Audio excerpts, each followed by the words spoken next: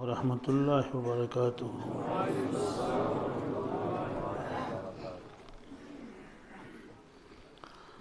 الحمد للہ رب العالمین، والصلاة والسلام على سید الانبیاء والمرسلین وعلى آلہ الطیبین الطاہرین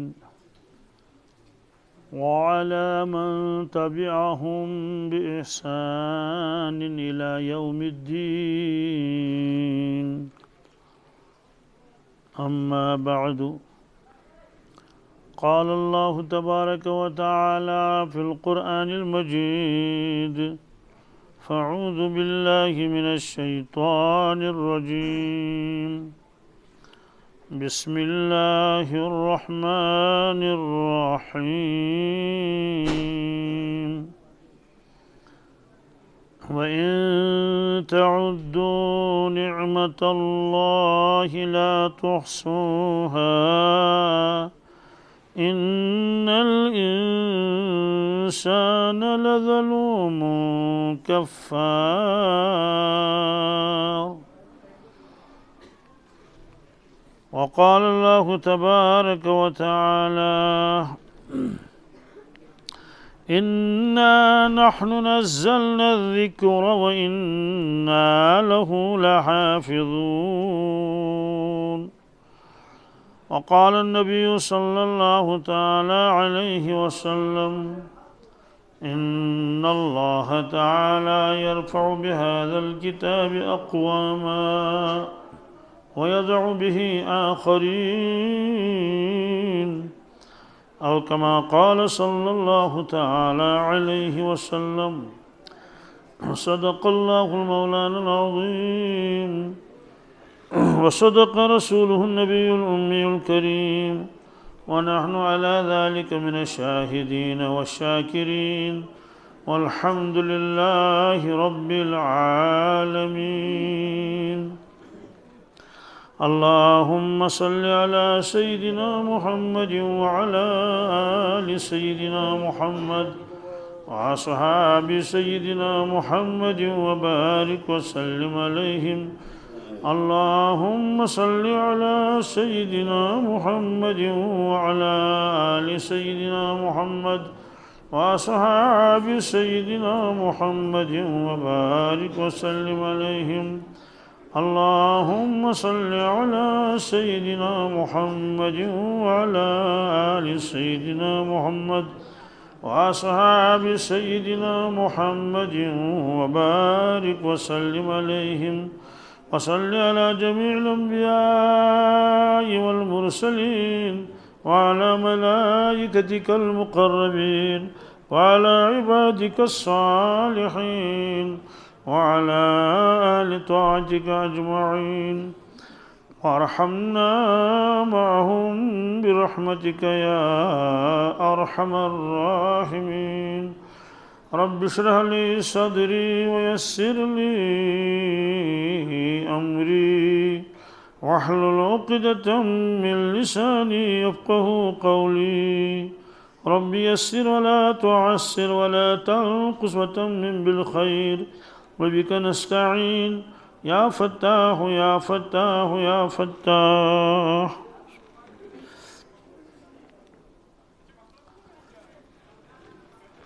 مغرب سے پہلے عزیز محترم مفتی صاحب یہاں بیان فرما رہے تھے. اللہ تبارک تعالیٰ اس بیان کو قبول فرمائے اپنی بارگاہ میں. بہت ہی پر اثر بیان تھا. اللہ تعالیٰ اس بیان کو ہماری ہدایت کا ذریعہ بنائے، ہماری مغفرت کا ذریعہ بنائے. ان بیانات کو معمولی نہیں سمجھنا چاہیے، ان سے زندگی بدلتی ہے. اللہ تبارک تعالیٰ نے حضرت رسول اکرم صلی اللہ تعالیٰ علیہ وسلم کو فرمایا: وَذَكِّرْ فَإِنَّ الذِّكْرَى تَنْفَعُ الْمُؤْمِنِينَ. یا رسول اللہ صلی اللہ علیہ وسلم، آپ اپنی امت کو نصیحت فرماتے رہیے، بے شک نصیحت کرنے سے ایمان والوں کو فائدہ پہنچتا ہے۔ یہ اللہ تعالیٰ نے فرمایا۔ جو باہر ہیں میں ان سے گزارش کرتا ہوں کہ وہ خاموش رہیں۔ جب اللہ تعالیٰ خود فرماتے ہیں ایمان والوں کو نفع پہنچتا ہے، تو ایک شخص کیسے کہہ سکتا ہے کہ مجھے نفع نہیں پہنچا؟ کیسے نفع پہنچتا ہے؟ جیسے بارش برستی ہے، اس کی وجہ سے کھیت اگتے ہیں اور غلہ اگتا ہے۔ بعض مرتبہ ہم یہ سمجھتے ہیں کہ بھائی بارش کی ضرورت تو زیادہ گھاس کو ہوتی ہے، اور دھان کو اور مکئی کو اور راجماش کو۔ ایسا نہیں ہے۔ دنیا میں جو بھی پیداوار ہے بارش اس کے لیے ضروری ہے۔ جس سال بارشیں نہیں ہوتی ہیں، آپ اخروٹ توڑ کر دیکھیں، اس کی گری اندر سے جو ہے وہ صاف نہیں ہوتی ہے۔ اس کا مطلب تو یہ ہے کہ بارش سے اخروٹ اور بادام جو بھی ہو اس میں فائدہ ہوتا ہے۔ اسی طرح سے بارشیں برستی ہیں تو زمین کے اندر ایک قوت ہوتی ہے، اسے قوت انبات کہتے ہیں۔ تو وہ قوت انبات، اس میں نفع ہوتا ہے تو پھل اگتا ہے۔ اور اگر بارش نہیں برسے گی، آپ دیکھ لیجئے گھاس بھی نہیں ہوتی۔ آج مجھے ایک صاحب فون کر رہے تھے، پہاڑی علاقے میں رہتے ہیں۔ انہوں نے کہا پانی بیچنا جائز ہے یا نہیں جائز ہے؟ میں نے کہا اس کی وضاحت کر لو۔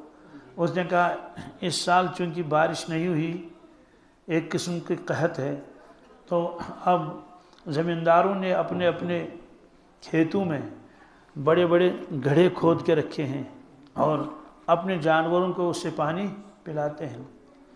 پینے کے لیے بہت دور جانا پڑتا ہے، کہیں کوئی چشمہ ہے وہاں سے برتنوں میں لاتے ہیں تو پینے کے لیے اس کا استعمال کر لیتے ہیں۔ بارش نہیں ہوئی۔ مجھے اس وقت اپنے علاقے کا جو پانی کی بہتات ہے وہ یاد آ گئی۔ میں نے کہا کہ ان لوگوں کو تو اب پانی بھی نہیں ہے وہاں استعمال کرنے کے لیے، اور ہمارے ہاں دیکھو جگہ جگہ پانی ہی پانی ہے۔ اس لیے اللہ تعالیٰ نے فرمایا میرے بندو وَإِن تَعُدُّوا نِعْمَةَ اللَّهِ لَا تُحْصُوهَا، اگر تم میری نعمتوں کو جو میں نے تمہیں دی ہیں ان کو صرف گننا چاہو، شمار کرنا چاہو تو شمار ہی نہیں کر سکو گے۔ یہ اللہ تعالیٰ نے فرمایا۔ اب ہم کتنا پانی استعمال کرتے ہیں؟ بہت پانی استعمال کرتے ہیں۔ تو ان کو تو پتہ نہیں کتنے کلومیٹر سے پانی لانا پڑتا ہے برتنوں میں اور گڑھوں میں۔ غسل کے لیے بھی ان کے پاس پورا پانی نہیں ہوتا ہے۔ اتنا پانی اللہ نے دیا، کروڑوں نعمتیں اللہ تعالیٰ دے دیتا ہے۔ خود انسان کا جو جسم ہے اس میں کتنی نعمتیں ہیں۔ ہم سوتے ہیں رات کو، معدہ اپنا کام کرتا ہے، پھیپھڑے اپنا کام کرتے ہیں۔ حضرت پیر صاحب نے فرمایا کہ میں ایک جگہ تھا، 2-3 دن شاید وہاں قیام تھا، رات کو حضرت اٹھتے تھے تہجد کے لیے یا ویسے ضرورت پڑتی تھی۔ میں دیکھتا تھا ایک شخص جو ہے دیوار کے ساتھ ٹیک لگا کر ایسے سویا ہوا ہے، لیٹا ہوا نہیں ہے، دیوار کے ساتھ ٹیک لگائی ہے۔ ایک دن میں نے دیکھا، دوسرے دن دیکھا، تیسرے دن دیکھا۔ میں نے سوچا یہ بندہ کتنا مجاہدہ کرتا ہے، یہ سوتا نہیں ہے، سیدھے طریقے سے لیٹ کے نہیں سوتا، ایسے دیوار کے ساتھ ٹیک لگا کر سوتا ہے۔ میں نے اس سے پوچھا آپ بہت مجاہدہ کرتے ہیں، رات کو سوتے نہیں ہیں جیسے عام طور سے لوگ سوتے ہیں، بستر بچھاتے ہیں اور اوپر سے چادر اوڑھتے ہیں، ایسا کیوں؟ انہوں نے کہا حضرت مجھے بھی تمنا ہے کہ میں لیٹ کر سو جاتا لیکن میں سو نہیں پاتا ہوں۔ کہا کیوں؟ کہا جو ہی میں لیٹ جاتا ہوں تو سارا کھانا واپس آتا ہے۔ حضرت نے فرمایا یا اللہ آپ نے کتنا احسان کیا ہے، ہم لیٹ جاتے ہیں لیکن ہمارا کھانا واپس نہیں آتا۔ ایک نوجوان میرے پاس آیا، اس نے کہا میں بڑا پریشان ہوں۔ میں نے کہا کیوں؟ کہتے میں سوتا ہوں لیکن میری آنکھیں کھلی رہتی ہیں۔ کیا؟ مجھے بڑی پریشانی ہے اس سے، کیونکہ دوسرا کہے گا یہ تو دیکھ رہا ہے، یہ تو حالانکہ میں سوتا ہوں لیکن میرے جو پلکیں اور یہ بند نہیں ہوتی ہیں، انہیں آنکھیں بند نہیں ہوتے ہیں۔ کتنی نعمتیں ہیں۔ ایک بزرگ ایک شخص کے پاس گئے عیادت کے لیے، وہ بیمار تھے، ان کی عیادت کی، کیا حال ہے؟ اس نے کہا کیا حال ہے؟ اس پھوٹی زبان سے کبھی زندگی بھر شکر بھی نہیں نکلا۔ کہا کیوں؟ کہا 8 گھنٹے وضو میرا رہتا تھا، 7 گھنٹے میرا وضو رہتا تھا، 7 8 گھنٹے۔ کہا اب تو پیشاب کی تھیلی 24 گھنٹے ساتھ لگی رہتی ہے اور اس میں سے ایک ایک قطرہ نکلتا رہتا ہے۔ انہوں نے کہا آج مجھے پتہ چلتا ہے مجھے کتنی بڑی نعمت اللہ نے دی تھی۔ ایک بیمار کی عیادت کے لیے میں گیا تو اس کے بیٹے نے کہا 12 سال سے یہ میرا باپ نابینا ہے۔ کتنے سال سے؟ 12 برس ہو گئے، اب نابینا ہو گیا، کیسی گزرتی ہوگی اس پر؟ ایک تو ہوتا ہے جو بچپن سے ہی مادرزاد نابینا تھا، اس کو بھی پریشانیاں ہوتی ہیں، لیکن اس کو اس سے زیادہ پریشانی ہوتی ہے۔ اس کے پاس آنکھیں تھیں، یہ کھیتی کرتا تھا، زمینداری کرتا تھا، اس کے بال بچے تھے، اچانک اس کی آنکھوں کی روشنی چلی گئی، تب پتہ چلا کہ مجھے اللہ نے کوئی نعمت دی تھی۔ اس لیے کروڑوں نعمتیں ہیں۔ پہلے زمانے میں یہ بیماریاں کہاں تھی؟ شوگر تو سنا ہی نہیں تھا کسی نے، اور جہاں ملتا تھا تو میٹھی میٹھی چیزیں کھاتے تھے، جو ملا اور میٹھا پسند تھا اللہ کے نبی صلی اللہ علیہ وسلم کو۔ اب تو کسی کو کہتے ہیں میٹھا کھا لو تو میں کھا نہیں سکتا، کیوں؟ کہتے ہیں شوگر ہے، کیا ہے؟ اور پھر یہ بیماری ایسے اللہ تعالیٰ بچائے، خاموش بیماری، ختم کرنے والی، کسی کے منہ میں دانت ہی نہیں رہے، اللہ تعالیٰ بچائے۔ بعض لوگوں کی آنکھوں کی روشنی چلی گئی، بعض لوگوں کے پاؤں میں زخم ہو گئے تو وہ زخم ہی ٹھیک نہیں ہوا۔ اس سے اللہ تعالیٰ نے فرمایا کہ میں نے تم کو بہت نعمتیں دی ہیں، تم شمار کرو تو نہیں کر سکتے۔ کتنا فائدہ اٹھاتے ہم درختوں سے، سیب کا درخت ہے اور انار کا ہے اور انگور کا ہے، اور بھی ہیں، اخروٹ ہیں، بادام ہیں، کھاتے اتنے درخت ہیں، اور گائے ہیں، بیڑ ہیں، بکریاں ہیں، دودھ کھاتے ہیں ہم، گھی کھاتے ہیں ہم، اون حاصل کرتے ہیں، ہزاروں نعمتیں ہیں۔ اللہ نے فرمایا تم ان نعمتوں کا شمار نہیں کر سکتے۔ اندر نعمتیں اتنی ہیں، ذرا سی خرابی اللہ بچائے کسی کو ہو جائے تو کتنا پریشان ہو جاتا ہے۔ بہرحال یہ مجھے پانی پر یاد آیا، کیا ہمارے یہاں عورتیں جب کپڑا دھوتی ہیں پھر وہ بالٹین میں رکھتی ہیں، اوپر سے نل کھلا رکھ دیا، کیا رکھ دیا؟ جب ان سے کہتے ہیں کہ بھئی یہ پانی ضائع ہو رہا ہے، وہ کشمیری میں کہتے ہیں آچی چوک کڑن، کیا کڑن ہے؟ کھوکھلاون، پانی چلتا رہتا ہے گھنٹوں، کوئی قدر نہیں کوئی، اور ان لوگوں کے تو پانی تو ملتا بھی نہیں۔ تو بہرحال اس نے کہا کہ یہاں لوگوں نے گھڑے کھود رکھے ہیں، اب کوئی آدمی آیا ہے، اس کو پانی کی ضرورت ہے، کوئی ٹھیکیدار ہے، کوئی بنا رہا کچھ ٹینکی وغیرہ، انہوں نے کہا کہ بھائی ہم تو ایسے نہیں دیں گے، ہمارے تو اپنے جانوروں کے لیے، ڈنگروں کے لیے ہے۔ تو اس نے انہیں کہا کہ ہم پیسے دیں گے تو ہم کو دے دو آپ پانی۔ تو میں نے کہا بھائی اس کی اپنی زمین ہے، اس نے خود اپنے لیے وہ گھڑا کھودا ہے اپنے جانوروں کے لیے، تو وہ اس کا مالک ہے۔ اگرچہ پانی اللہ نے برسایا لیکن گھڑا تو اس نے کھودا، زمین تو اس کی ہے اور اس کو اپنے جانوروں کے لیے ہے۔ اب دوسرا اس سے مجبور کر مجھے دے دو، اگر وہ اس کو پیسے میں دے دے گا تو اس کی اجازت ہے۔ ویسے مسئلہ کہیں کتاب میں نہیں لکھا ہے، لیکن بہرحال قیاس کا تقاضا تو یہی ہے، اپنی ضرورت کی چیز دوسرے کو دیتا ہے۔ تو اب دیکھیے یہاں ادھر سے دریا بہہ رہا ہے، ادھر سے دریا بہہ رہا ہے۔ ایک مولانا نے فرمایا، کہا میں افریقہ گیا، کیا کہا؟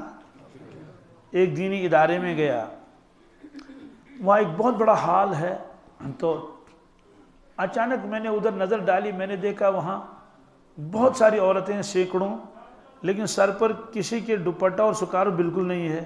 میں حیران ہو گیا، میں نے کہا اتنی عورتیں ہیں، کسی کے سر پر اوڑھنی نہیں ہے، بالکل سر کھلا ہوا ہے۔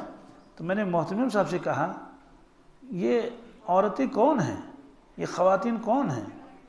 انہوں نے کہا یہ یہاں جو بچے آتے ہیں پڑھنے کے لیے ان کی مائیں ہیں، ان کے بچوں کو ہم جنگل سے لاتے ہیں پکڑ کے، تو یہ یہاں کیوں آئی ہیں اور ان کے سر پر اوڑھنی بھی نہیں؟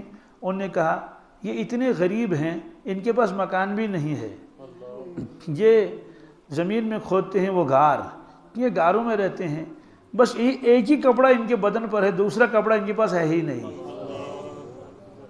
اس لیے یہ سر پر رکھیں گے تو کیا رکھیں گے، ان کے پاس ہے ہی نہیں کچھ. کہ یہاں کیوں آتی ہیں؟ کہتے ہیں یہاں کھانا کھانے کے لیے آتی ہیں، 24 گھنٹے میں ایک مرتبہ کھاتی ہیں. کیا 24؟ بس اب یہ چلی جائیں گی، کل واپس آ جائیں گی. دیکھو اللہ نے ہم کو کتنا دے دیا ہے.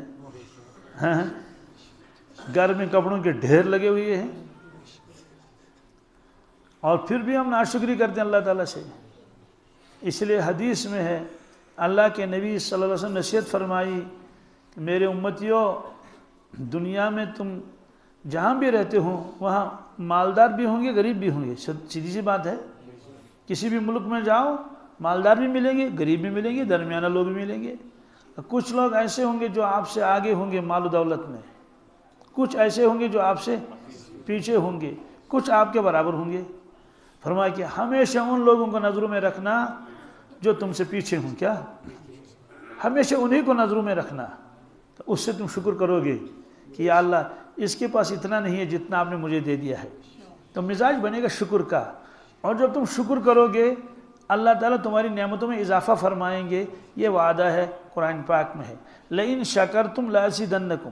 میرے بندو اگر آپ نے میرا شکر کیا تو میں اور زیادہ نعمتیں دے دوں گا. وَلَئِن كَفَرْتُمْ إِنَّ عَذَابِي لَشَدِيدٌ. اور اگر تم نے ناشکری کی تو پھر میرا عذاب بہت زیادہ سخت ہے، بہت سخت ہے. تو فرمایا کہ ان لوگوں کو دیکھو جو آپ سے پیچھے ہوں، ان کو دیکھو، ان کا مکان، ان کی کھیتی، ان کی آمدنی، یہ ساری چیزیں ان کو نظروں میں رکھو. پھر اپنے آپ کو دیکھو، تمہیں وہاں لگے گا مجھے بہت زیادہ ملا ہے، شکر کرو گے. اور جو مالدار ہیں ان کی طرف نہ دیکھنا، ان کی طرف نہ دیکھنا. اور فرمایا کہ لیکن یہ دنیا کے اعتبار سے ہے. دین کے اعتبار سے ان لوگوں کو دیکھو جو آپ سے آگے ہیں، جو آپ سے دیکھیں. غور کر لیں کہ یہ گھر والا ہے، یہ ہمسایہ ہے، یا ان کے سارے بچے نمازی ہیں، ان کے گھر میں تلاوت ہوتی ہے. اس سال ان کے والد صاحب نے اعتکاف کیا ہے، اور جو ہے وہ دین ان کی یہاں یہ تلاوت میں اہتمام ہوتا ہے. یہاں ان کے گھر میں کوئی بھی بے نمازی نہیں ہے، یہ نفل روزے بھی رکھ رہے ہیں. تو ان کے دین کے ساتھ ایسا لگاؤ ہے. پھر کوشش کرو ہم بھی ایسے بنیں، ایسے بنیں. ہاں تو لیکن ہم نے اس نسخے کو الٹا کر دیا. کیا الٹا کر دیا؟ ہم ان لوگوں کی طرف دیکھتے ہیں جو ہم سے آگے ہیں دنیا کے مال و متاع میں.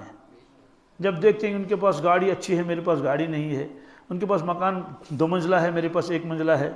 ان کے یہاں جو ہے وہ اخروٹ اتنے اترتے ہیں، ہمیں اسے کم اترتے ہیں. ان کی آمدنی اتنی مجھے کم ہے. تو آدمی ناشکری کرتا ہے. کیا کرتا ہے؟ اسے نقصان ہوتا ہے. اور ہر وقت کڑھن میں رہتا ہے اندر سے، میں کب مالدار بن جاؤں، میں کب اس کے برابر ہو جاؤں. ہمارا ایک رشتہ دار ہے، بہت مالدار ہے. وہ ظاہر سی بات ہے، اس کے پاس گاڑیاں بھی ہوں، زمین بھی ہو، دکانیں بھی ہوں، تو مالداری تو کہیں گے نا اس کو. چونکہ وہ بڑے لوگوں کے ساتھ اٹھتا ہے، بڑے مطلب جو دنیا کے اعتبار سے بہت مالدار ہیں. اس نے خود مجھ سے کہا میرے سامنے، کہنے کہ ہے سانہ خاطر اس کام گومت خدایس. کاشر چھوٹا تھا نا فکری، ہمارے لیے اللہ کے خزانے میں کچھ بھی نہیں تھا، کچھ بھی نہیں تھا. اس کی وجہ یہ ہے کہ وہ بڑے مالداروں کے ساتھ چلتا ہے جو اس سے مالدار ہیں. تو اس کو لگتا ہے کہ میں غریب ہوں، میرے پاس نہیں ہے. تو یہ الٹا ہو گیا. ہم دنیائی اعتبار سے مالداروں کو دیکھتے ہیں تو ہر وقت شکایت. ہماری ماں بہنیں بہت شکایت کرتی رہتی ہیں. کسی کے گھر جائیں گے عیادت کے لیے، تعزیت کے لیے، ملنے کے لیے، وہاں فوراً دیکھتے ہیں ان کا کچن کتنا بڑا ہے، اور کچن کے اندر جو ہے کتنے برتن ہیں، تانبے کے کتنے برتن ہیں، اور دوسرے کتنے ہیں، اور پریشر کوکر کتنے ہیں. کیا؟ تو جب واپس آتی ہیں تو بلڈ پریشر ان کا ہائی ہو جاتا ہے، اور لڑائیاں ہوتی ہیں، جھگڑے ہوتے ہیں، اپنے شوہروں سے لڑتے ہیں کہ تجھے ناب کا چنیری ایتی مشید مزے کیا نیری پھر تو تصویر وشو بوئی کوت ووتی چھے. تو وہاں سے یہ پریشانی لے کر آئی کہ ہمارے پاس ایسا کچن نہیں ہے، ہمارے پاس ایسا مکان نہیں ہے. یہ وہ نسخہ جو دیا تھا اس کو الٹا کیا. اور دین کے اعتبار سے ہم ان کو دیکھتے ہیں جو ہم سے پیچھے ہیں. کیا ہم سے پیچھے ہیں. کہتے ہیں ہے یہ بس تو 3 وقت پڑھان، یہ پڑھان اخ تھی پڑھان پہ دپان یل امس بخش خدا میں بخش نا. تو بہرحال یہ ہم کو نسخہ دیا تھا اللہ کے نبی صلی اللہ علیہ وسلم نے. اگر کوئی آدمی دنیا میں غریب ہو اس کو بار بار یاد لانا چاہیے اپنا حضرت رسول اکرم صلی اللہ علیہ وسلم. بس اس سے زیادہ تسلی کوئی نہیں. کیا اس سے زیادہ کوئی تسلی ہو ہی نہیں سکتی. کیوں؟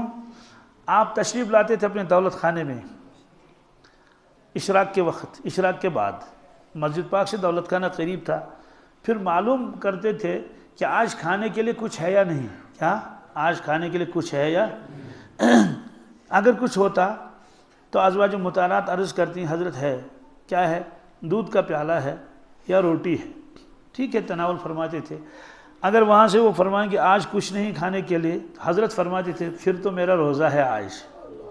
جب کچھ ہے ہی نہیں تو بھوکا ہی رہنا ہے، خالی پانی پینے سے کیا چلے گا کام، چلو ہم روزہ رکھتے ہیں.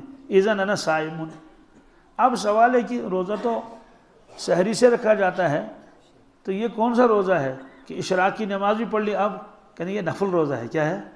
نفل روزے کا حکم یہی ہے اگر صبح صادق سے کسی انسان نے پانی بھی نہیں پیا، کوئی چیز نہیں کھائی، کچھ بھی نہیں پیا، اور وہ ایسا ہی تھا یہاں تک کہ نصف النہار شرعی ہو گیا. ابھی نصف النہار شرعی سے پہلے اگر وہ نیت کر لے گا 8 بجے، 8:30 بجے، 9 بجے، 10 بجے، وہ کہے گا آج میرا روزہ ہے تو اس کا روزہ مجرا ہے، اس کا روزہ وہ اسی حدیث سے ہے. اس طرح کے بہت سارے روزے آپ نے ایسے رکھے کہ آپ کو روزہ رکھنے کا ارادہ نہیں تھا، لیکن چونکہ دولت خانے میں موجود کچھ نہیں تھا اس لیے آپ نے روزہ رکھا. سوال ہے کہ آپ کو کیوں معلوم نہیں تھا آج ہے یا نہیں؟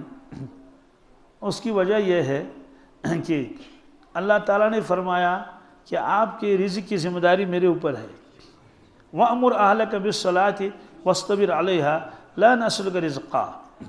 یا رسول اللہ صلی اللہ علیہ وسلم آپ اپنے اہل و عیال کو حکم دیں نماز کا اور خود بھی اس کی پابند رہے، خود بھی اس کے. ہم آپ سے رزق کمانا نہیں چاہتے، رزق تو ہم آپ کو دے دیں گے، نحن نرزقک.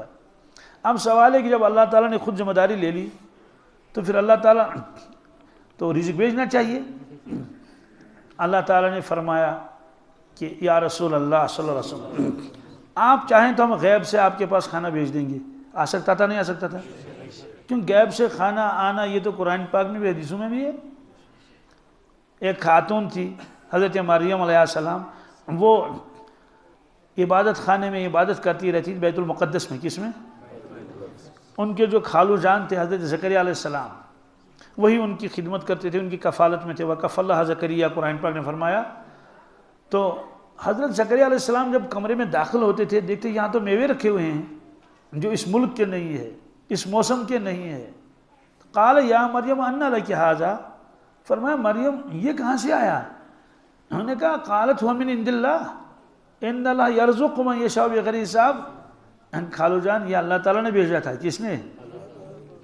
اور اللہ تعالیٰ جس کو دے رزق بے حساب. اللہ تعالیٰ اخروٹ بھیجنے کے لیے اخروٹ کے درخت کا محتاج نہیں، سیب بھیجنے کے لیے سیب کے درخت کا محتاج نہیں ہے، کسی کا محتاج نہیں ہے. اللہ نے غیب سے بھیجا تھا. یہ تو قرآن پاک میں ہے. تو جب اللہ تعالیٰ ایک خاتون کے لیے غیب سے رزق بھیج سکتے ہیں تو اپنے محبوب کے لیے غیب سے کھانا نہیں بھیج سکتے؟ ایسے بخاری میں روایت ہے ایک نوجوان مسلمان، اس کو کفار نے قید کر لیا، مکہ شریف میں بند کر کے رکھا ایک کوٹری میں. کہنے کہ اس کو شہید کرنا ہے لیکن ابھی نہیں. کہ کیوں؟ کہ آج ہمارے متبرک دن چل رہے ہیں، اس میں ہم تلوار ہاتھ میں نہیں اٹھاتے ہیں، کسی دشمن پر حملہ نہیں کرتے ہیں. یہ دن جب گزر جائیں گے اس کے بعد ان کو لے جا کے شہید کریں گے. اس لیے اتنے دنوں تک اس کو کوٹری میں بند کر کے رکھا تالا لگا کے. اس میں کھڑکی نہیں تھی، چھوٹا سا روشن دان تھا. تو وہ گھر کی خاتون خود کہتی ہے کہ میں کبھی کبھی اس روشن دان سے دیکھتی تھی یہ نوجوان کیا کر رہا ہے، یہ نوجوان ایسے نظر دیتی تھی. تو قسم کھا کر کہتی ہے کہ مکہ شریف کے بازار میں انگور تھے ہی نہیں، انگور کیونکہ انگور کا موسم بھی نہیں تھا، اس لیے بازار میں بھی کوئی انگور نہیں ہے. کہ میں دیکھتی تھی یہ نوجوان تازہ انگور کھا رہا تھا. تازہ انگور جب بھی دیکھتی تازہ انگور کھا رہا ہے. یہ حضرت خبیب تھے رضی اللہ تعالیٰ عنہ، تو خود کہتی ہے کہ غیب سے اس کے پاس کھانا آتا تھا. یہ بخاری شریف میں روایت موجود ہے. تو ظاہر سی بات ہے تو ایک صحابی ہیں، کیا ہے، جب ان کے لیے اللہ تعالیٰ انتظام کر سکتا ہے تو اللہ کے نبی صلی اللہ علیہ وسلم کے لیے کیوں نہیں کر سکتا؟ اسی طرح سے یہ حکم تھا کہ ہم ان پہاڑوں کو سونے کا بنا لیں گے، اور جو یہ میدان میں جو چھوٹے چھوٹے پتھر ہیں سنگریزے، چھوٹے چھوٹے باجری کی طرح، ان کو سونے کا بنا لیں گے۔ تو جتنا خرچ کرنے خرچ کر لو، اور اگر آپ کہیں دور چلیں گے آئیں گے تو یہ پہاڑ بھی آپ کے ساتھ چلیں گے۔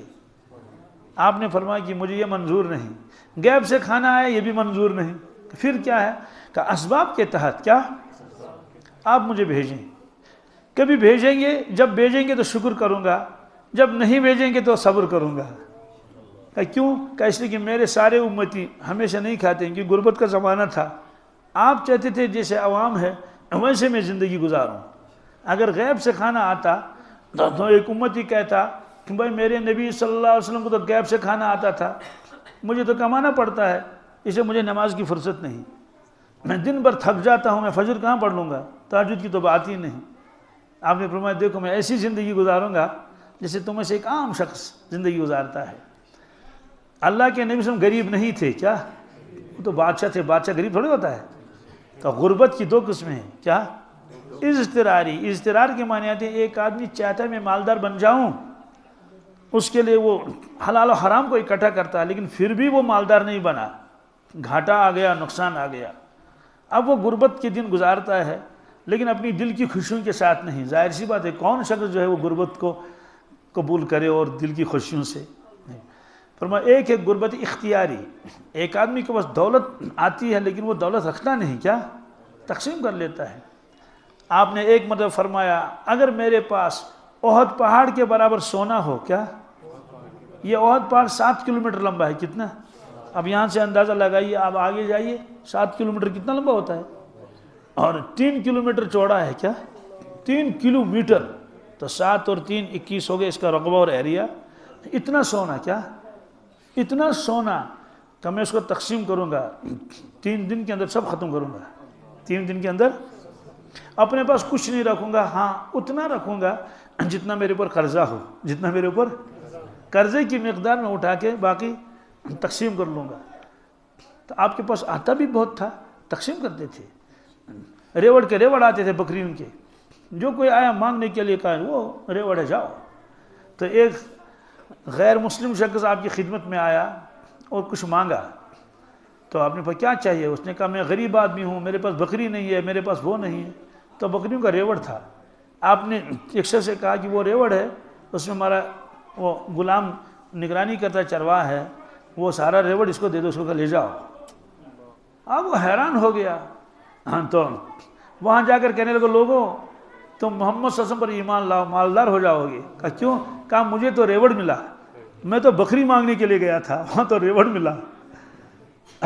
تو بہرحال اس طرح سے آپ نے ایسی سے سادی زندگی گزاری۔ اکثر تو آپ روٹی کو کھاتے تھے زیتون کے تیل کے ساتھ، کیا وہ ایسے بھی ہے کہ آدمی کھانا ہونا چاہیے، اللہ تعالیٰ سے نجات مانگنی چاہیے غربت سے اور فاقے سے، لیکن جیسا ملا ویسا کھایا۔ کیوں؟ حدیث میں ہے کہ ایمان والا 1 آنت کھاتا ہے، کیا غیر ایمان والا 7 آنت کھاتا ہے، کیا کھاتا ہے؟ 7 آنت کھانا۔ کشمیری میں اس کو کہتے ہیں مومن گشن بوش آسن کے، کیا تب اس نے ملال گسن اشنا ملال گسن بغیر خان ملال کمیک تھا۔ تو بہرحال اللہ کے نبی صلی اللہ علیہ وسلم نے ایسی زندگی گزاری، الحمدللہ۔ آپ اپنی امت کو یہ فرمانا چاہتے تھے عملی اعتبار سے کہ حاجت کی زندگی گزارو۔ آپ کا دھیان میری طرف پورا ہے نا؟ اس مضمون کو گہرائی کیسے سننا ہے؟ حاجت والی زندگی گزارو، کیا چاہتوں والی نہیں، کیا حاجت اور چاہت میں بہت فرق ہے۔ حاجت کس سے کہتے ہیں؟ کپڑے پہننا یہ فرض ہے نہیں؟ ارے فرض ہے پہننا پڑے۔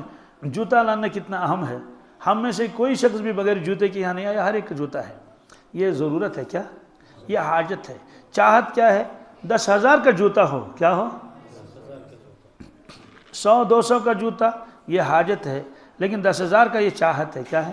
مکان ہونا چاہیے، اس کے بعد تو چارہ ہی نہیں ہے، 4 دیواری ہو اور مکان رہے انسان مکان میں رہے، اپنی ضرورت پورے ہو، تو یہ ہے حاجت۔ لیکن محل ہو، کیا بادشاہی، یہ چاہت ہے، کیا ہے؟ کپڑا ہے، یہ حاجت ہے، یہ 200-300 میں 400-500 تک اندر اندر ایک کپڑا بنا لیا اس نے، قمیص پاجامہ، لیکن چاہت تو یہ ہے کہ یہ 20,000 کا ہو، کیا ہو، 50,000 کا ہو۔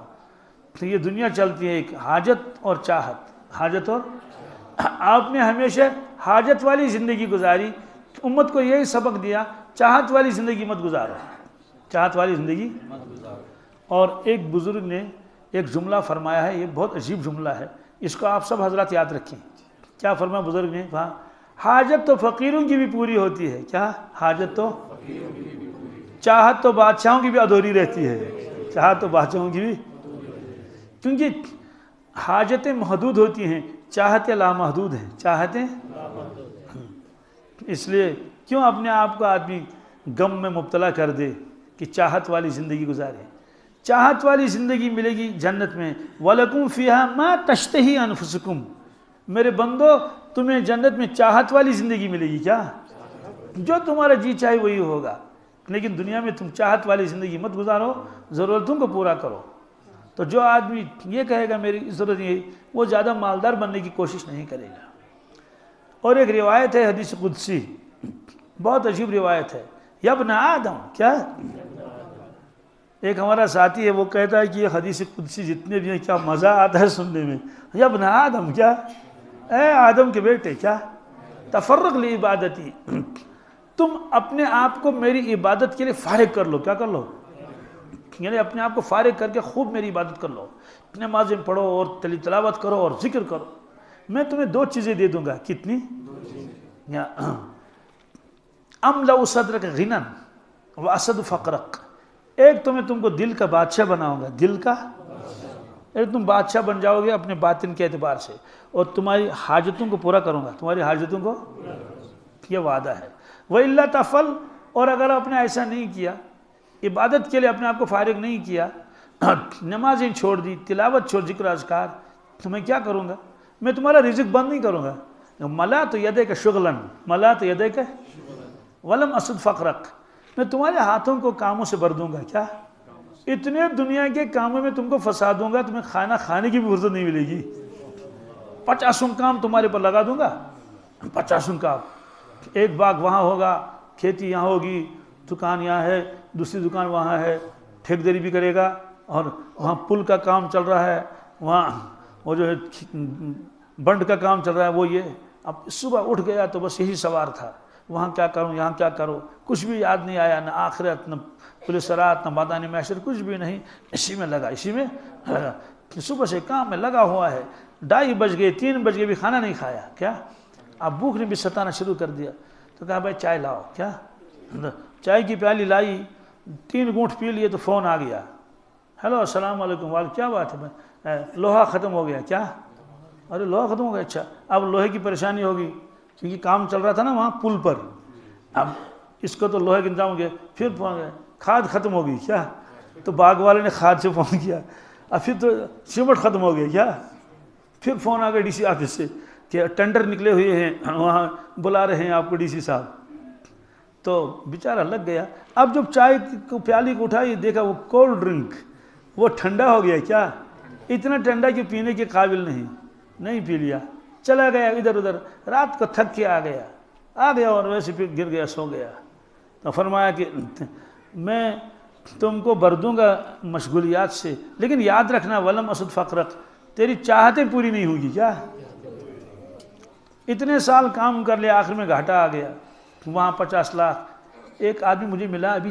پہلے بھی ملا تھا، 2 دن پہلے ملا، پھر بھی اس نے کہا مجھے نقصان ہو گیا 1.5 کروڑ کا، کیا، 1 کروڑ 50 لاکھ، 1 کروڑ نقصان ہو گیا، اب کچھ بھی نہیں اس کے پاس، بیچارے کا سارا ختم ہو گیا، اس لیے فرمایا کہ دیکھو اگر تم نے میری عبادت کے لیے اپنے آپ کو فارغ نہیں کیا تو میں تم کو مشغول رکھوں گا دنیا کے کاموں میں، تھکا دوں گا تجھے، لیکن تمہاری چاہتیں پوری، چاہت والی زندگی پوری نہیں ہوگی، تو اس کو سوچنا چاہے، کہیں عذاب صرف ایسے نہیں آتا کہ بیماری لگ گئی، یہ دنیا کی مشغولیات، یہ بھی ایک قسم کا عذاب ہے، کیا ہے،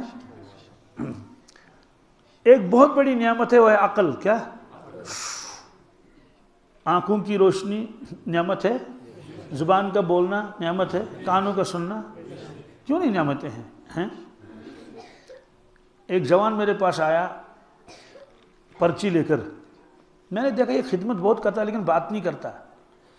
اس میں لکھا تھا سوال، ان کے جوابات دینے ہیں، لیکن اس نے خاموشی سے پرچہ دے دیا اور سنتا رہا. جب ایک بات بھی نہیں کرتا، میں نے ساتھیوں سے کہا یہ بات کیوں نہیں کرتا؟ کہا کہ اچانک اس کی زبان جو بند ہو گئی. کیا؟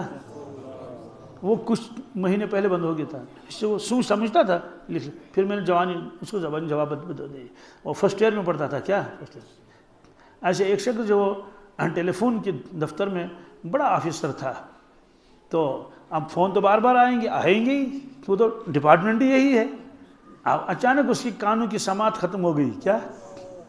ڈاکٹر نے کہا بھائی تو کچھ بھی نہیں سنتا، اب دفتر میں جاتا ہے، افسر ہے نا، اب فون آتے ہیں تو وہ اٹھائے گا. کیا اٹھائے گا؟ تو ہلو ہلو کرے گا. جب وہ سنتا ہی نہیں تو کیا کہے گا ادھر سے؟ تو چند دن ہو گئے تو اس کو برطرف کر دیا نوکری سے. بھائی دوسرے آدمی کو یہاں لاؤ، یہ تو کام کا رہا نہیں. ساری چیزیں اس کے پاس ہے لیکن سماعت ختم ہو گئی. کیا؟ کتنی نعمتیں ہیں. تو بہت بڑی نعمت ہے عقل. کیا مقابلہ نہیں اس کا. عقل جب ہوتی ہے تو آنکھ صحیح کام کرتی ہے، ہاتھ صحیح کام کرتی ہے، زبان صحیح کام کرتی ہے. اللہ تعالیٰ بچائے اگر عقل میں فطور آ گیا تو یہ آدمی توڑ پھوڑ کرتا ہے. کیا؟ شیشے توڑتا ہے، لوگوں کو مارتا ہے، گھر میں کیا کرتا ہے، اور جہاں پیشاب نہیں کرنا وہاں پیشاب کر لے گا، گندی نالیوں سے چیزیں اٹھا کے کھاتا ہے. سوال اس کے ہاتھ بھی ہیں، پیر بھی ہیں، سب کچھ ہے، لیکن دماغ میں ذرا سا کچھ گڑبڑ ہو گئی، عقل میں گڑبڑ ہو گئی تو لے جاتے ہیں اس کو پاگل خانہ. اور اگر وہاں بھی ہنگامہ کر دیا تو زنجیروں میں بند کر دیا جاتا ہے. تو عقل کتنی بڑی نعمت ہے، بہت بڑی نعمت ہے. اب ایک آدمی کو اللہ نے عقل دی ہے، وہ اس عقل سے کیا کرتا ہے؟ ساری عقل اس خرچ کر دی اس نے دنیا میں. کیا؟ دنیا میں مکان بنایا، کاروبار بہت لمبا چوڑا، یہ سارا ہے. یہ سارا اس کو لکھا ہے مجدد الفسانی رحمۃ اللہ نے، یہ عقل معاش ہے. کیا؟ عقل معاش. عقل معاش کا مطلب جس میں دنیا کی زندگی آرام دہ بن جائے. اور یہ عقل اللہ کی ایسی نعمت ہے، جتنی بھی چیزیں دنیا میں وجود میں آئی ہیں عقل کا کارنامہ ہے. کیا؟ یہ ٹیلی فون ہے، پہلے زمانے میں تو آئی نہیں، پھر اس کے بعد لینڈ لائن آ گئی. کیا آئی؟ لینڈ لائن آ گئی تو اس میں ہلو ہلو کرنا پڑتا تھا. پھر اس کے بعد یہ آیا بغیر تاروں کے، آواز آتی تھی. پھر لوگ کہتے تھے اب ایک موبائل آئے گا اس میں شکل بھی آئے گی، تصویر آئے گی. کیا آئے گی؟ لوگ حیران ہوتے تھے تصویر آئے گی. اب یہ بھی ہم نے دیکھا اپنے آنکھوں سے، پتہ نہیں کیا کیا دیکھیں گے، پتہ نہیں. یہ سب عقل کا کارنامہ ہے. سوال کیسے؟ اللہ تعالیٰ سائنسدانوں کے ذہن میں ڈال دیتا ہے تم یہ چیز ایسے بنا لو. کیا؟ یہ چیز ایسے بنا لو. پہلے زمانے میں وہ ٹریکٹر آتے تھے تو لوڈ بھی کرنا پڑتا تھا خود ہی، ان لوڈ بھی کرنا تھا ہاتھوں سے، چاہے اینٹیں ہوں چاہے پتھر ہوں. سائنسدان کے دل میں اللہ نے ڈال دیا کہ بھائی اس کو ایسا بنا لو کہ ایک بٹن دبا لو، وہ جو ٹریلی ہے نا وہ یوں اوپر اٹھے گی. کیا اٹھے گی؟ اور 2 منٹ میں ڈٹ ڈٹ ڈٹ ڈٹ سب خالی ہو جائے گی. یہ اللہ نے اس کے ذہن میں ڈال دیا تو اس نے بنا لیا. یہ عقل کتنی بڑی نعمت ہے. جتنے دنیا میں ہوائی جہاز ہیں اور ریلیں ہیں اور اپالو ہے اور کیا کیا ہے، یہ ساری چیزیں، اور قالین اور وہ، یہ سب عقل کا کارنامہ ہے. یہ عقل معاش. کیا؟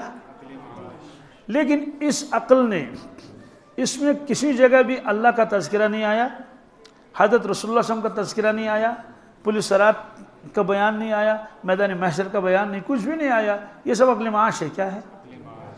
سوال اتنے عقل والے کیا کبھی یہ کہیں گے ہمارے پاس عقل نہیں تھی؟ آپ کا دھیان میری طرف ہے نا. اتنے عقل والے کیا کبھی کہیں گے ہمارے پاس عقل نہیں تھی؟ کہیں گے. کیا کیا کریں گے؟ بالکل کہیں گے. کیا کہیں؟ ہمارے پاس عقل نہیں تھی دنیا میں. اتنی عقل کے باوجود ہمارے پاس عقل. وَقَالُوا لَوْ كُنَّا نَسْمَعُ أَوْ نَعْقِلُ مَا كُنَّا فِي أَصْحَابِ السَّعِيرِ. جب یہ آگ میں جل رہے ہوں گے تو کہتے ہیں کاش اگر ہم سنتے. کیا؟ کاش اگر ہمارے پاس عقل ہوتی تو ہم دوزخ میں نہ جلتے. کیا لکھا؟ جو دوزخ میں جلے گا وہ بیوقوف ہے، وہ بے عقل ہے. اس کو عقل کہاں ہے؟ فَاعْتَرَفُوا بِذَنبِهِمْ. یہ سارے لوگ اپنے گناہوں کو خود اقرار کریں گے اپنی زبانوں سے. فَسُوقًا لِأَصْحَابِ السَّعِيرِ. وہ کہے گا جی شراب پیتے تھے، جی شراب بھی پیتے تھے، جوا کھیلتے تھے، جی جوا بھی کھیلتے تھے، لاٹری کا حرام مال گھر لائے تھے. ہاں بالکل لاٹری کھیلی تھی، وہ تو حرام ہے نا. عجیب بات ہے کہ مسلمان تو اس کو جاتا ہے مبارکباد دینے کے لیے، واہ واہ، حرام مال ہے. منع کیا اللہ تعالیٰ نے، وَإِنَّمَا الْخَمْرُ وَالْمَيْسِرُ وَالْأَزْلَامُ وَالْأَنصَابُ رِجْسٌ مِّنْ عَمَلِ الشَّيْطَانِ فَاجْتَنِبُوهُ. ایمان والو اسے دور رہو. ایمان والو ہم کو تو حلال کمانے کی تعلیم دی گئی ہے، حلال کماؤ حلال۔ ایک شخص مانگنے کے لیے آیا حضرت رسول اللہ صلی اللہ علیہ وسلم کی خدمت میں، آپ نے فرمایا کہ اما فی بیتک شیئن، آپ کے گھر میں کچھ ہے؟ مجھے گھڑی دے دیجیے، آپ کے گھر میں کچھ ہے؟ اس نے کہا ہاں ہے۔ کہا کیا؟ کہا حلسن، کیا؟ حلسن نلبس بعض ونفسد بعض، میرے گھر میں ایک کمبل ہے، کیا ہے؟ اس کمبل کو ہم نیچے بچھاتے ہیں اور اسی کمبل کا آدھا حصہ اوپر اوڑھتے ہیں۔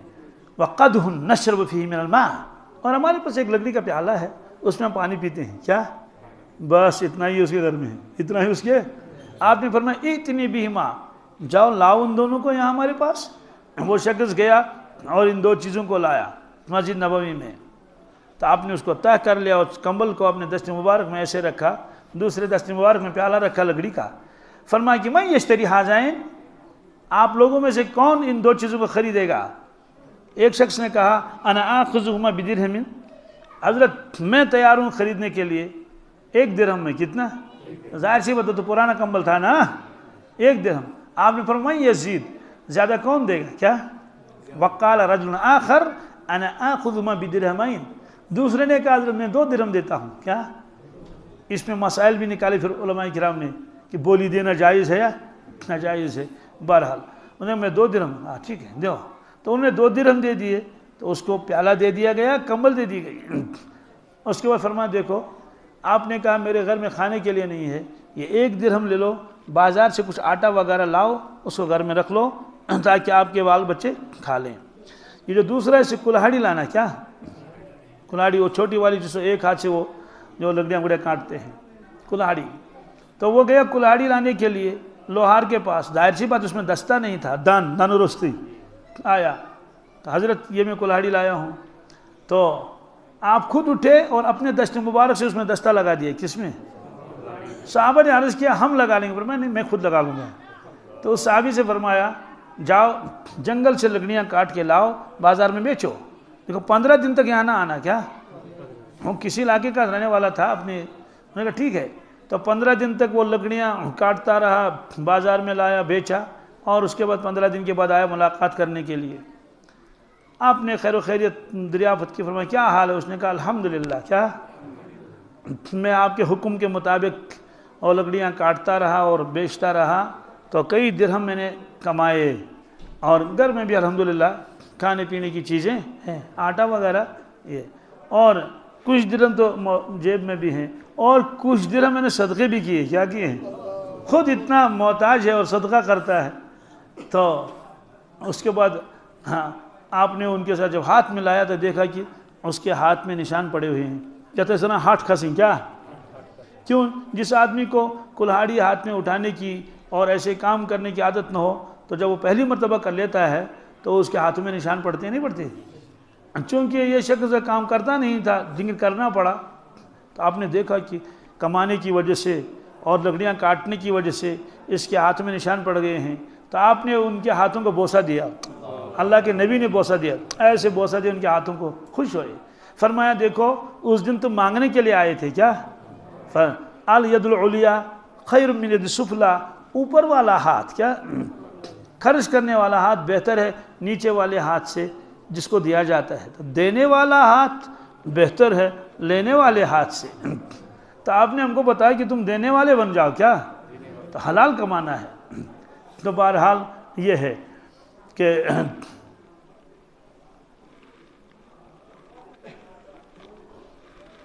کیا میں کہہ رہا تھا صاحب، کہاں پہنچ گیا تھا میں؟ ہے یاد کچھ؟ کیا؟ ہاں نہیں اس سے پہلے، ہاں جزاکم اللہ۔ تو عقل معاد، کیا؟ تو یہ عقل معاش والے وہاں جا کر کہیں گے کہ ہمارے پاس عقل نہیں تھی، کیا؟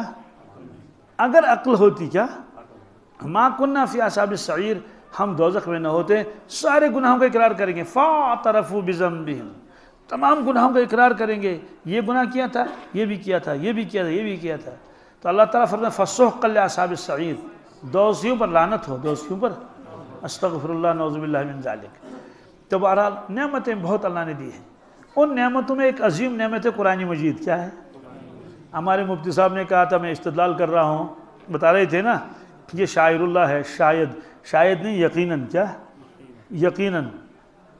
حضرت شاہ ولی اللہ صاحب محدث دہلوی نے فرمایا دنیا میں اللہ کی نشانیاں بہت ہیں، کیا جن چیزوں کی نسبت اللہ کی طرف ہے، مثلا ان صفا والمروہ من شاعر اللہ، بے شک صفا اور مروہ اللہ کی نشانیوں میں سے ہے، اسی لیے اس میں چکر لگایا جاتا ہے۔ انہوں نے کہا چھوٹی چھوٹی چیزیں تو بہت ہیں، لیکن شاعر اللہ بڑے 4 ہی ہیں۔ کتنے بڑے شاعر اللہ؟ ٹوٹل 4 کا کیا؟ ایک کعبۃ اللہ، کیا یہ اللہ کی نشانی ہے زمین میں۔ اسی لیے جب حاجی وہاں جاتا ہے حج کرنے کے لیے، طواف کرنے کے لیے، تو وہاں نماز نہیں، کیا صلاۃ المسجد نہیں، پھر کیا کرنا ہے؟ سیدھے حجر الاسود کے پاس آ گیا، اگر بھیڑ بھاڑ نہیں ہے تو بوسہ دے، کیا دے؟ طواف شروع کر دے۔ حدیث میں ہے یہ حجر الاسود یہ یمین اللہ ہے، اس کو تشبیہ دے دی کہ اللہ کے دائیں ہاتھ کے ساتھ، کیا کہ جیسے بادشاہوں کے پاس پہلے جاتے تھے ملاقات کرنے کے لیے، تو جب کوئی شخص بادشاہ سے ہاتھ ملاتا تھا تو بادشاہ کے ہاتھ کو بوسہ دیتا تھا، کیا اس نے کہا تم اللہ کے دربار میں آئے، بوسہ دے دو، کیا دے دو؟ یمین اللہ ہے۔ ہاں تو اور اس کے عجائبات ہیں، کس کے؟ کعبۃ اللہ کا۔ ایک شاعر اللہ کے نشانی کے کائنات میں اللہ کا گھر ہے، کیا لوگ آتے ہیں دیوانوں کی طرح چکر لگاتے ہیں اور کیا کیا کرتے ہیں، لیکن ہم نے اپنے حج کو بھی خراب کر دیا، کیا طواف کو بھی خراب کر دیا، بس کچھ بھی نہیں، اللہ بچائے۔ سبوں کا حال یہ نہیں ہے لیکن اکثریت کا حال یہی ہے۔ میں مطاف میں تھا، مطاف کہتے ہیں خانہ کعبہ کے ارد گرد جو خالی زمین ہے صحن، اس کو مطاف کہتے ہیں، جس میں طواف کیا جاتا ہے، چکر لگاتے ہیں۔ مسجد حرام میں بھی چکر لگاتے ہیں، وہ ذرا لمبا پڑتا ہے۔ تو طواف ختم کرنے کے بعد میں 2 رکعتیں نماز پڑھ رہا تھا، میرے بغل میں میرا ایک دوست تھا، وہ بھی مولانا ہیں، تو سر پر پگڑی بھی ہے اس کے، وہ مشائخ میں سے بھی ہیں۔ تو ایک پٹھان آیا، میں تو نماز پڑھ ہی رہا تھا ابھی، تو وہ پڑھ چکا تھا، بڑے اس میں غصے میں، تو مولانا کو سلام کی اس نے، پٹھان نے اپنے، اس کی تو زبان اردو ہوتی نہیں، پشتو ہے، لیکن جب اردو بولتا وہ عجیب ہے، تو آ کے سلام کلام کیا، اس کے بعد کہنے لگا، کہنا مولانا کیا کہا ان عورتوں نے مجھ کو برباد کیا، کیا اپنے کو بھی برباد کیا، میرے کو بھی برباد کیا، ایسی بولی بول رہا تھا وہ۔ کہا کیوں؟ کہا یہ انہوں نے میرا ریل فوٹو اٹھایا۔ اب وہ عورتیں تھیں نا، وہ طواف والوں کو کیا کرتی تھی، یہی ان کا طواف ہے۔ اب سنو پٹھان نے کیا کہا، اس کے بعد پٹھان نے کہا مولانا ایسا طواف تو میں بھی قبول نہیں کرتا، اللہ تعالیٰ کیا قبول کرے گا؟ ایسا طواف تو میں بھی قبول نہیں کرتا، اللہ تعالیٰ کیا قبول کرے گا؟ تو میں وہاں روضہ اقدس پر گیا تھا سلام عرض کرنے کے لیے، ابھی رمضان میں، اور اعتکاف کے بعد، کیونکہ اعتکاف میں ہم نہیں جا سکتے تھے کیونکہ اسے بہت دور سے چکر لگانا پڑتا ہے، اعتکاف ٹوٹ جاتا ہے۔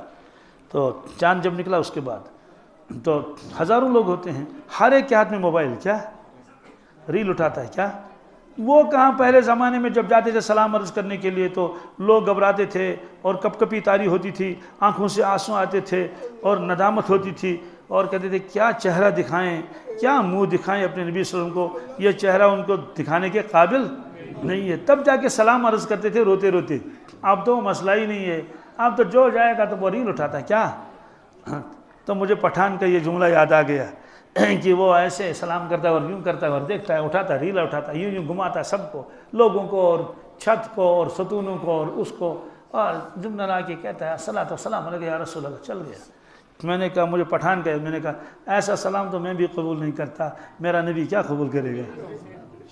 تو بہرحال شاعر اللہ میں سے ایک ہے کعبۃ اللہ، کیا دوسرا اس زمین میں اللہ کی نشانی ہے محمد رسول اللہ صلی اللہ علیہ وسلم، ہے نا، جن کو دیکھ کر اللہ یاد آتے تھے، تو فرمایا یہ شاعر اللہ ہے۔ تیسرا فرمایا قرآن مجید، کیا وہ بیت اللہ و رسول اللہ، یہ کلام اللہ کہ یہ اللہ کی نشانی ہے اس زمین پر، شاعر اللہ میں سے ہے، اس لیے اس کو نسبت ہے اللہ کے، اللہ کا کلام ہے، یہ اللہ کا، جب تک یہ کلام رہے گا تب تک دنیا رہے گی، جس دن یہ کلام نہیں رہے گا دنیا مٹے گی۔ اور حدیث میں کیا ہے، اب یہ کیسے نہیں رہے گا؟ فرماتے ہیں کہ جب قیامت قریب آئے گی اللہ تعالیٰ امانت کو اٹھا لیں گے، کیا امانت کا ایک ترجمہ یہ بھی ہے، کیونکہ اللہ تعالیٰ نے امانت نازل فرمائی نا، انا عرضنا الامانۃ علی السماوات والارض، تو یہ ہے، اسی طرح سے ہے یہ، تو امانت تو جب قیامت قریب آئے گی اللہ فرمائے کہ میں امانت اٹھا لوں گا، تو لیکن اللہ تبارک تعالیٰ قرآن پاک کو نہیں اٹھائیں گے، بلکہ کاغذ کے اوپر جو نقوش لکھے ہیں کیا وہ نقوش اٹھا لیں گے، نقوش غائب ہو جائیں گے، خالی کاغذ رہے گا. خالی آپ دیکھیں گے کہ یہاں شاعر اللہ نہیں رہا، شاعر اللہ، اور ادھر سے کعبہ پر حملہ ہوگا، کیونکہ گے شاعر اللہ پر حملہ ہوا، شاعر اللہ پر، تب قیامت آئے گی. تو یہ 3 شاعر اللہ ہو گئے. چوتھی جو شاعر اللہ لکھا ہے وہ نماز ہے. کیا ہے؟ یہ شاہ صاحب نے لکھا ہے، شاہ ولی اللہ صاحب محدث دہلوی. نماز یہ دنیا میں اللہ کی نشانی ہے. کیسے؟ ایک آدمی اللہ کے سامنے ہاتھ باندھتا ہے، رکوع کا سجدہ، اس سے کہتے ہیں تم کس کی عبادت کرتے ہو؟ اللہ وحدہ لا شریک کی. کیا ظاہر سی بات ہے وہ کسی کے سامنے جھکتا ہی نہیں، درخت کے سامنے نہیں جھکتا، پتھر کے سامنے نہیں جھکتا، انسان کے سامنے جب جھکتا ہے تو اپنے اللہ کے سامنے جھکتا ہے. اس سے فرمایا یہ شاعر اللہ ہے. تو بہرحال قرآن پاک جو ہے اللہ کی بہت بڑی نعمت ہے، یہ شاعر اللہ ہے. اللہ تبارک تعالیٰ نے اس سے پہلے جو کتابیں نازل فرمائی تھی وہ بھی کتابیں تھیں، لیکن اس کی ذمہ داری اللہ نے ڈالی تھی کن کے اوپر؟ لوگوں کے اوپر، کہ اس کی حفاظت کر لو. کیا کر لو؟ حفاظت کر لو. لیکن ان کی حفاظت نہیں ہوئی، وہ سارے محرف ہو گئے، تورات، انجیل، زبور. اس کے بعد اللہ تعالیٰ نے جو قرآن پاک بھیجا، قرآن پاک، تو اس کے بارے میں اللہ تعالیٰ نے فرمایا کہ ہم نے اس قرآن پاک کو نازل کیا ہے، ہم اس کی حفاظت کریں گے، ہم اس کی. اب یہ جو مدارس ہیں، مکاتب ہیں، یہ حفاظت کے ذریعے ہیں. مجھے اس وقت لمبی بات نہیں کرنی ہے. ہمارا ایک ساتھی ہے، مدرسے میں پڑھاتا ہے، اس کو قرآن پاک ایسے یاد ہے جیسے الحمد شریف. کیا پورے سال وہ کبھی قرآن پاک کھولتا نہیں ہے، زبانی پڑھتا رہتا ہے. کیا ایسے میرا ایک اور ساتھی، اس نے میرے ساتھ ہی حفظ کیا ہے. دوسرا ساتھی وہ اصل رہنے والا پنچ کا ہے، مدرسہ ایک چلاتا ہے یہاں سری نگر میں. تو وہ اللہ کا بندہ، چاہے جیسے نماز میں آدمی پڑھ لیتا ہے نا، ایسے گاڑی چلاتا ہے پڑھ لیتا ہے، کوئی مشابہ بھی نہیں لگتا اس میں. وہ میرا ساتھی تھا، لیکن وہ اس وقت 10 سال کا تھا، 12 سال کا. میں ذرا بڑی عمر کا تھا، ساتھ ہی اس کرتے تھے، لیکن اس کا اتنا پختہ ہے تو بڑی عمر میں جو یاد کرے وہ پختہ نہیں رہتا. تو میں نے مفتی صاحب سے کہا، حیران ہو کر میں نے کہا مفتی صاحب آپ کا قرآن پاک ایسا پختہ کیسے ہے؟ کیا اتنا کہ دیکھنے کی ضرورت ہی نہیں ہے، مشابہ ہی نہیں لگتا، بھول بھی نہیں. انہوں نے کہا اصل وجہ یہ ہے کہ میرا بڑا بھائی دین کے ساتھ وابستہ تھا، وہ گجرات گیا. گجرات میں اس نے مدارس دیکھے اور وہاں دیکھے کہ چھوٹے بچے حفظ کرتے ہیں. اس کو شوق ہو گیا کہ ہمارے گھر کا بھی کوئی ایسا ہوتا. وہ جب واپس آیا تو والدین سے کہا اس کو ہم بھیجیں گے باہر، یہ حفظ کرے گا. انہوں نے کہا تھا چھوٹا ہے، وہ دوسرے والے کو بھیجیں گے. اس نے کہا اسی کو، کیا کیونکہ یہ قابل ہے، اسی کو بھیجیں گے. وہ شاید اس وقت 4 یا 5ویں پڑھتا تھا، 4 میں ایسا ہی. تو گھر والوں نے مانا نہیں، تو وہ روٹھا، کئی دن گھر ہی نہیں آیا. تو جب گھر والے مجبور ہو گئے، انہوں نے کہا چلو ٹھیک ہے. تو قافلہ جا رہا تھا، ان کے ساتھ اس چھوٹو کو بھی بھیج دیا. اب چھوٹو گیا، نہ فون ہے نہ کچھ ہے. اب اس کی والدہ، وہ اس کو یاد آتی تھی، تو اس نے کہا میری والدہ پہاڑ کی طرف بانہل بال، اس کی طرف رک کر کے کہتی تھی میانی خدایا آتا کھنمن میں ہوم نچو، کھنمن میں ہوم پائی چھمن تو وہ کہتی، پائی چھمن تو روتی رہتی تھی کہ میرا بیٹا کہاں گیا، یہ تو میرے گود میں تھا، چھین کے لے گئے. تو مفتی صاحب نے کہا جب میں وہاں گیا، ان نے مجھے دیکھا کہ اتنا چھوٹا سا ہے. تو استاد نے کہا بیٹے آپ یہاں آئے ہو تو دودھ کی بوتل ساتھ کیوں نہیں لائے؟ دودھ کی بوتل کہ اتنے سے. تو اس نے چھوٹے بچپنے میں وہ حفظ کیا ہے. 21 سال کی عمر میں وہ حافظ بھی ہو گئے تھے، عالم بھی ہو گئے تھے اور مفتی بھی ہو گئے تھے. بہت قابل ترین مفتی، انتہا درجے کے. تو بہرحال اب تو وہ بال بچوں والا بھی ہے، اس کو بیٹا ہے، اس کا احمد نام ہے. تو آخری سبق میں نے اس کو سنا احمد کا، اسی سال میں نے کہا 3-4 مہینے پہلے. تو میں نے اس سے پوچھا، میں نے کہا مفتی صاحب احمد کی عمر کتنی ہے؟ اس نے کہا 8 سال 3 مہینے. کیا 8 سال مکمل حافظ ہو گیا ہے. تو یہ ہم دیکھ رہے ہیں کہ جو اللہ نے وعدہ فرمایا تھا کہ یہ شاعر اللہ ہے، کیا ہے، اور اس کی میں حفاظت خود کر لوں گا. تو یہ اللہ تعالیٰ کا انتخاب ہے. کسی بستی کو اللہ تعالیٰ قبول کر لیتا ہے، اس کے لیے کسی فرد کو قبول کر لیتا ہے. آخری بات میں کر کے اس کو ختم کر لیتا ہوں. تو جتنے لوگ اس میں کسی اعتبار سے بھی شامل ہو جائیں گے، ان سب کو اللہ تعالیٰ انشاءاللہ اس کا اجر دیں گے کسی بھی اعتبار سے. تو یہ شاعر اللہ بھی ہے اور اللہ کی ایک بہت بڑی نعمت بھی ہے، بہت بڑی نعمت ہے۔ جیسے اللہ رزاق ہے لیکن اسباب کے تحت وہ لوگوں کو لگاتا ہے زمینداری وغیرہ میں، ایسے اللہ محافظ قرآن پاک کا چھوٹے چھوٹے بچوں کے دل میں ڈال دیتا ہے، وہ قرآن پاک کو یاد کر لیتے ہیں۔ آخری بات، قرآن پاک میں یہ بھی ہے ہم اس کی حفاظت کریں گے، یہ سلسلہ مٹے گا نہیں مٹ سکتا، لیکن قرآن پاک میں بھی ہے کہ امت اس سے دور ہو جائے گی، امت اکثر افراد۔ وقال الرسول یا رب ان قوم اتخذوا هذا القرآن مہجورا، یہ محشر کے میدان میں شکایت فرمائیں گے اللہ تبارک تعالیٰ کے سامنے حضرت رسول اللہ صلی اللہ علیہ وسلم کہ میری امت نے اس قرآن پاک کو دور رکھا، مہجور۔ اور یہ بھی ہم دیکھ رہے ہیں، میرے پاس ایک جوان آیا، یہ واقعہ آپ نے سنا بھی ہوگا، اس نے کہا میرے کمر میں درد ہے کیا؟ تو آج درد بہت ہوتے ہیں نا کمر میں اور گھٹنوں میں، نئی نئی بیماریاں نکل رہی ہیں، اللہ تعالیٰ بچائے۔ یہ حدیث میں ہے کہ جب امت کے اندر بے حیائی آئے گی کیا، اور اعمال چھوڑ دیں گی امت کو، طرح طرح کی بیماریوں میں مبتلا کر دیا جائے گا، اور ان بیماریوں کے جن کا نام بھی نہیں سنا تھا۔ کہاں پر تھائرائڈ کس نے سنا تھا، شوگر کسی نے بھی نہیں۔ بارہ میرے کمر میں درد ہے، 28-30 سال کا جوان ہے۔ میں نے کہا بیٹے تم علم نشرح لک صدر کا پڑھ لو، کیا پڑھ لو؟ اس نے کہا مجھے یاد نہیں ہے یہ، چلو ٹھیک ہے، علم میں سب کو یاد نہیں ہوتا۔ میں نے اس سے پوچھا کہ پارے ام کی کتنی صورتیں آپ کو یاد ہے؟ اس نے کہا کوئی نہیں۔ کیا؟ میں حیران ہو گیا، کوئی نہیں۔ میں نے کہا فلق اور ناس بھی نہیں؟ اس نے کہا یہ بھی نہیں۔ اس کے بعد اس نے سورہ فاتحہ سنانا شروع کر دیا، اللہ مجھے گواہ ہے، ایاک نعبد و ایاک نستعین پر پہنچ کے وہ خاموش ہو گیا۔ میں نے کہا بیٹے پڑھ لو، اس نے اس سے آگے مجھے یاد نہیں۔ کیا؟ اس سے آگے مجھے، تو وہ پیشن بھی برابر ہو رہی ہے کہ امت اس سے کتنی دور ہوتی ہے۔ میرے پاس ایک صاحب آئے، وہ پروفیسر ہے کسی یونیورسٹی میں، تو وہ مدینہ آئے تھے۔ اس نے فون پر بات کی، میں نے کہا میں اعتکاف میں ہوں، یہاں آپ کو آنے نہیں دیں گے، کیونکہ معتکف کے علاوہ کسی کو اوپر آنے نہیں دیتے، وہاں نیچے پولیس رہتی ہے اور وہ دوسرے حضرات۔ ہاں نماز کے وقت وہ چھوڑ دیتے ہیں کیونکہ نیچے جگہ تنگ ہوتی ہے۔ بہرحال وہ آیا ملنے کے لیے، باتیں جتنی کرنی تھی 2-4 مختصر سی۔ میں نے اس سے پوچھا کہ آپ نے قرآن پاک پڑھا ہے؟ اس نے PhD کیا ہے۔ انہوں نے کہا تھوڑا بہت۔ کیا؟ اس کے بعد اس نے کہا کہ میں کچھ سنانا چاہتا ہوں آپ کو۔ میں نے سناؤ۔ میں نے قرآن پاک کھولا، میرے ساتھ قرآن پاک تھا، میں تلاوت کر رہا تھا، تو 2-4 سطریں اس نے سنا لی، لیکن کوئی تجوید وغیرہ کچھ علم نہیں تھا اس کا اس کے پاس۔ تو میں نے اس سے پوچھا بتاؤ ذال اور ذا میں کیا فرق ہے؟ یہ مجھے معلوم نہیں۔ کیا؟ پھر اس نے وعدہ کیا کہ میں ضرور قرآن پاک سیکھوں گا۔ تو ایسے ہی یہاں کتنے افراد جوان ایسے ہوں گے جن کو یہ معلوم نہیں کہ قاف اور کاف میں کیا فرق ہے، ذال اور ذا میں کیا فرق ہے، سین اور صاد میں کیا فرق ہے نا؟ اب دیکھیے کتنی ڈگریاں کر لیتا ہے آج، PhD اور MA MEd، لیکن قرآن پاک کے ایک صفحہ بھی آدمی پڑھ نہیں پاتا ہے۔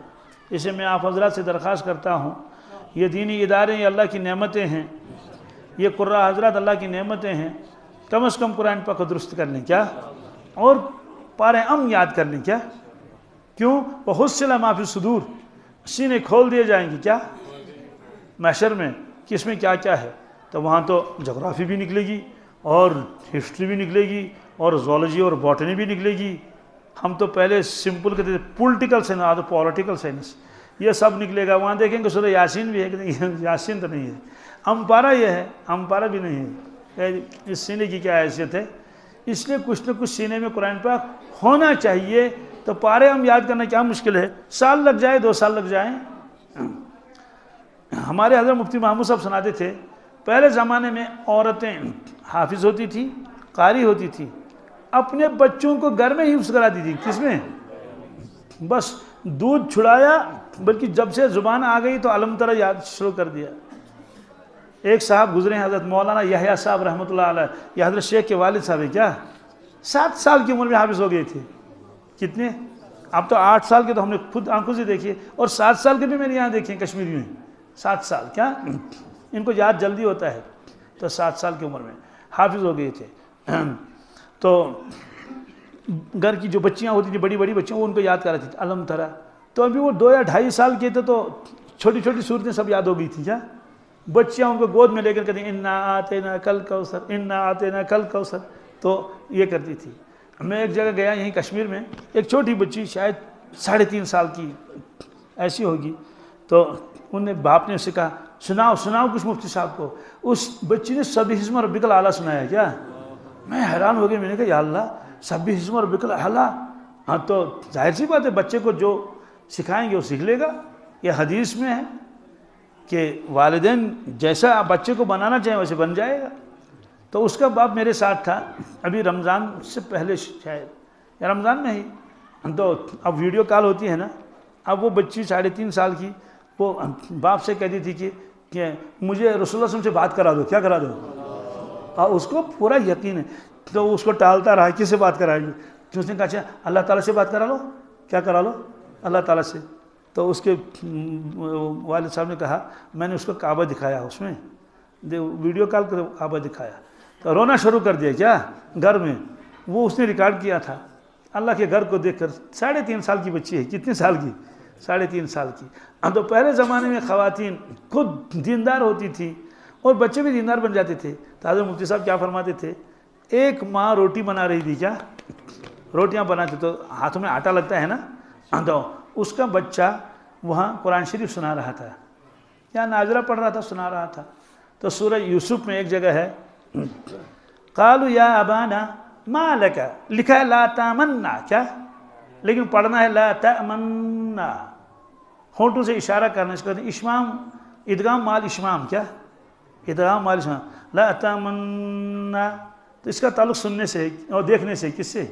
ادغام تو کرنا، اشمام بھی کرنا ہے. اصل مطلب لا تامنو نہ تھا، لیکن نون کو نون میں ادغام کیا تو اس پر دلالت کرے گا ہونٹ. قالوا یا ابانا ما لک لا تامنا، یہ ایسا پڑھنا ہے. تو بچے نے پڑھا لا تامنا، اور اس کی والدہ اتنی، اس نے جو ہے وہ ہاتھوں کو جھاڑا، کیا آٹا لگا ہوا تھا تو اس کے ہاتھ سے قرآن پاک لے لیا اور بغل میں رکھا، کیا یا اور ایک چپت مارا، ٹھک، کہا اس میں ادغام مال اشمام ہوگا. ماں بچے سے کہہ رہی ہے اس میں کیا ہوگا، ادغام تام نہیں ہوگا، ادغام مال اشمام ہوگا. سبحان اللہ. دیکھو یہ ہے. اللہ تعالیٰ ہم کو بھی توفیق عطا فرمائے، ہم جڑیں قرآن پاک کے ساتھ. جی دعا کر لیں اللہ تعالیٰ اس محفل کو قبول فرمائے. پانی پلانا مجھے بیٹی، اس کو بند کر لوں.